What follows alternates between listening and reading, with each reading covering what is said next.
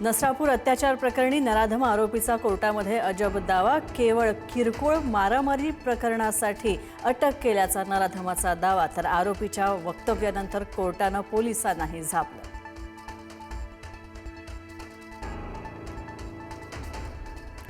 मुलीला न्याय मिळेपर्यंत नेते मंडळींनी आम्हाला भेटायला येऊ नये, नसरापूरच्या पीडितेच्या वडिलांची विनंती। पुढारी येऊन फोटो काढून राजकारण करत असल्याचं वक्तव्य।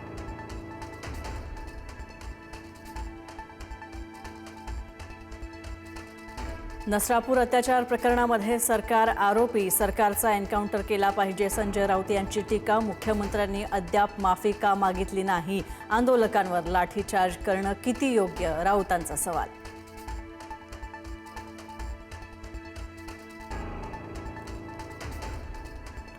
नसरापूर प्रकरणी राष्ट्रीय महिला आयोग आणि बाल हक्क संरक्षण आयोगाकडे गंभीर दखल, तर आरोपीला जास्तीत जास्त कडक शिक्षा करण्याचा प्रयत्न करण्यात येणार।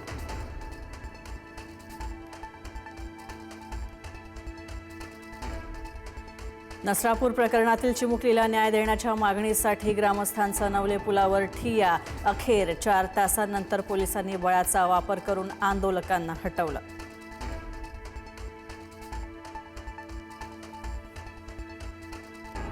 नसरापूर अत्याचार प्रकरणात पीडित मुलीच्या मृतदेहाचे इन कॅमेरा शवविच्छेदन, तर शवविच्छेदनाचा प्राथमिक अहवाल पोलिसांकडे आला। अंतिम अहवालानंतरच मृत्यूचं नेमकं कारण कळणार।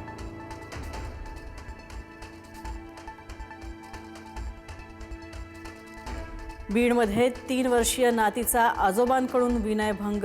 केज तालुक्यामध्ये युसुफ वडगावातील संतापजनक प्रकार, तर आरोपी आजोबांच्या विरोधात पॉक्सो अंतर्गत गुन्हा दाखल।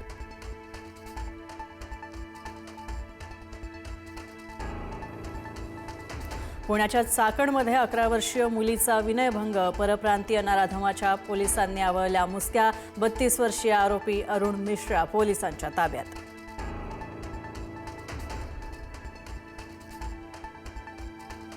भोंदू अशोक खरातवर 5 कोटींच्या खंडणी प्रकरणी ईडीचा विशेष कारवाई। शिकूया AI ची क्रांती, चला करूया MSCIT।